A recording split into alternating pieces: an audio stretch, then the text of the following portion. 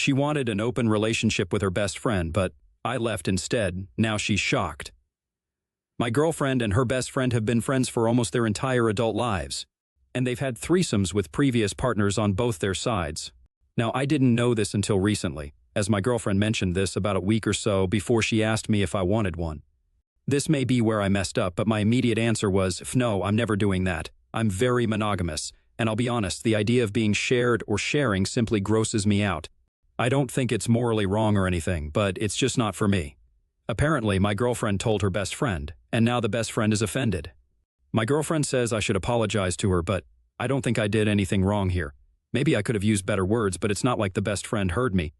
There's no consensus on whether I'm the a-hole, but top comments were, not the a-hole. Update post, March 11th, 2024.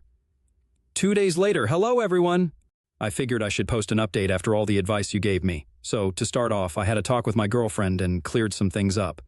I told her I wasn't sorry for my decision or my reaction, but I made it clear it had nothing to do with her friend. I told her it didn't matter whom she suggested, it would have been a no. Something I didn't think about, which you all mentioned, is what would happen if her friend asked for a threesome with her boyfriend. The friend is single right now, so it's not a current issue. I asked my girlfriend what would happen if her friend asked. She said she thought it would be cool, as the previous boyfriends were okay with it, but after seeing my reaction, she knows I wouldn't approve. She then asked me why I didn't want a threesome with 2 women. I told her I don't like the idea of having sex with anyone but her. I asked if she needed to have a threesome to be satisfied. She tried to dodge the question and said, I mean, they're just fun, you know, and it's become a habit by now.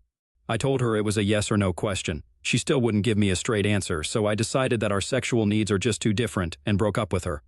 I'm sad that out of everything that could cause a breakup, this was it, me not wanting to have sex with someone other than my girlfriend.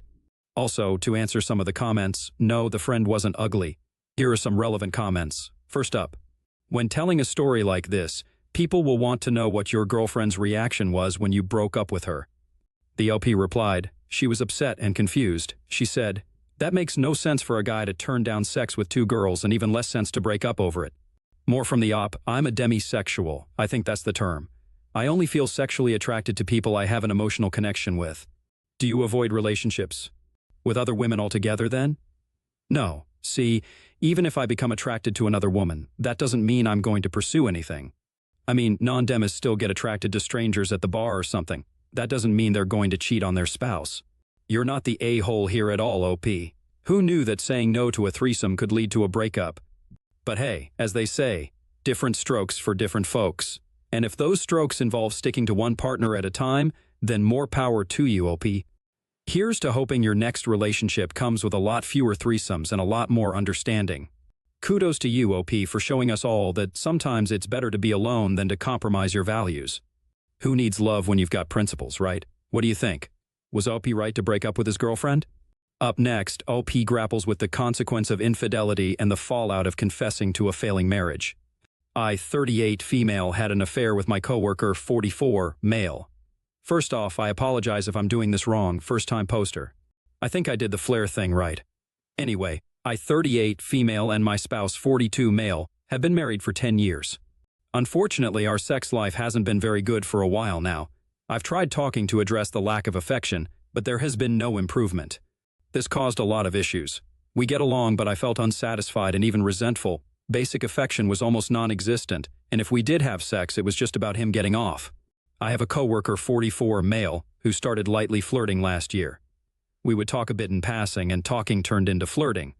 But eventually, we crossed the line in January. From there, it was an on and off affair. Obviously, this wasn't the right thing to do. I told the coworker it was over last week, and I'm now working on fixing my marriage, reconciling, and moving forward. It's a terrifying feeling, but necessary. I guess I just wanted to let this out. I didn't want to make this too long, but I'll answer whatever questions are asked. And of course, there's a question. It goes like this. Have you given your spouse agency? Is he aware you've cheated? Relationship problems are 50-50ths, but affairs are not. That's 100% on you and you alone. A dead bedroom is a reason to leave if talking about it does not change anything. There's no justified excuse for cheating. First of all, stop making excuses and just try to act nonchalant about it. What you're doing is wrecking someone's life. If you're having intimacy problems, you have to talk to your spouse about it and work it out between the two of you. Don't bring in a third who will scratch your itch. Update, my 38 female confession couldn't have gone any worse. So to recap, I, 38 female, had an affair with my coworker 44 male after having a dead bedroom with my husband 42 male. This had been going on for about 4 years. We felt like roommates, no affection, rarely any sex, and it was just about him getting off. I cried, begged for him to come to counseling, and tried fixing it any way I could. He brushed it off. Then I started an affair that's been going on throughout this year. No, I'm not excusing what I've done, just giving context to the road traveled. So I decided to tell my husband. I accepted the fact that my marriage won't improve, that I just had false hope, and it would be best to let him know what I've done and accept that divorce is most likely the next step. I wrote 2 letters, one that would be very detailed and one that would skim over the details. I planned on letting him choose which one he wanted, as suggested by others. This didn't go as planned at all. I told him I needed to talk to him, that it was important. He said, "Okay, in a minute." He was tinkering with his motorcycle. I didn't want to push because I was really nervous, but when he was done, he was in the living room watching TV. I approached and told him we needed to talk. He said, "What do you want?" "I'm watching TV." I told him it's important. He said, "Can it wait?" I walked off. An hour goes by and I go downstairs and he's gone. I call him and ask where he was. He said he went to his friend's house. I said, "Why would you just leave when I said we needed to talk?" He said, "Geez, relax, we can talk later." I hung up and started packing. I've been brushed off so many times during our marriage and I'm done with it. I called my best friend, who knew everything, and had even tried talking to him for me a few times about the neglect I felt. She said if I needed to, I could move in with her, so that was now the plan. My husband gets back while I'm still packing and asks what I'm doing. I said, "I'm leaving." He said, "What the hell is your problem?" This is when I lost it. Again, not saying this is okay, but this shows the amount of anger and resentment that I have.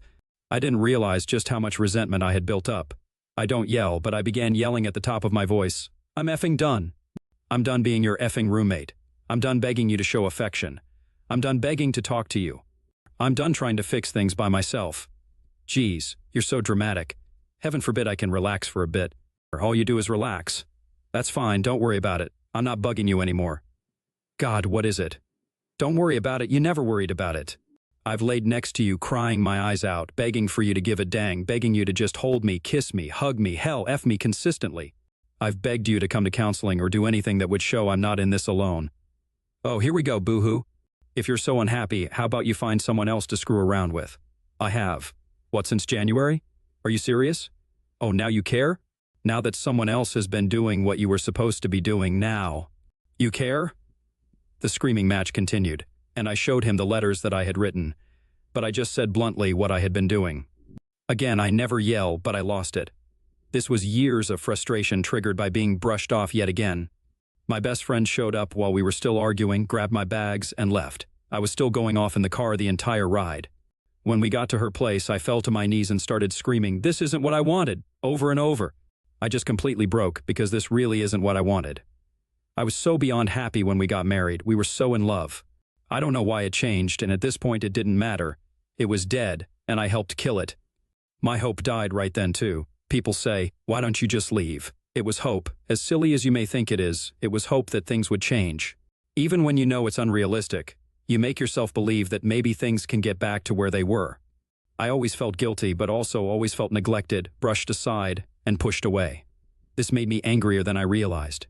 My best friend just held me and tried to calm me down. I napped. I was so exhausted emotionally. I felt sick and nervous about the argument, but there's no coming back from that.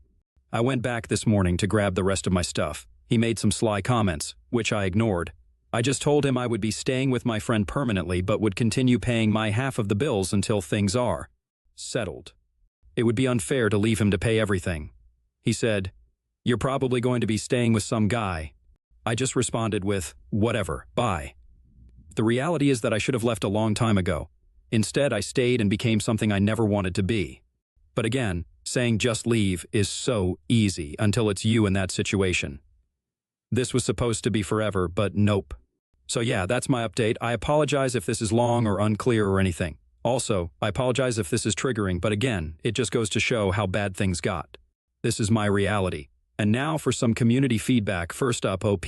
I get how leaving rather than cheating is easier. Most cheating is just the easier path, if we're being honest with ourselves. Said than done though, millions of people do it every year. But it would be easier to be sympathetic if your affair partner wasn't married. Even separated, he is still married.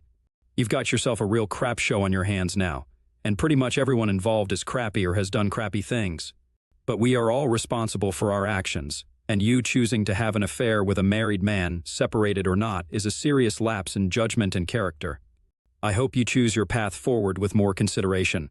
I also wish you luck because, at the very least, now that the crap is exposed, you can all move towards being better people. Next comment, not. Saying what you did was right, but telling your significant other you need to talk and then being blown off means they don't care about you. You're both better off without one another. Try to move on and let him do the same.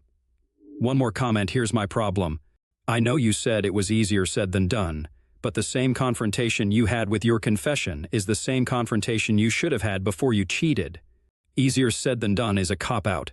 You just did it, and now you have the cheater label for the rest of your life, and he will let everyone know you left him for another man. If he finds out who your married affair partner is, he will tell his wife as well, and now you just possibly ended 2 marriages. So what's easier, confronting him, telling him to change or divorce, or having an extramarital affair with lies and being with another woman's husband?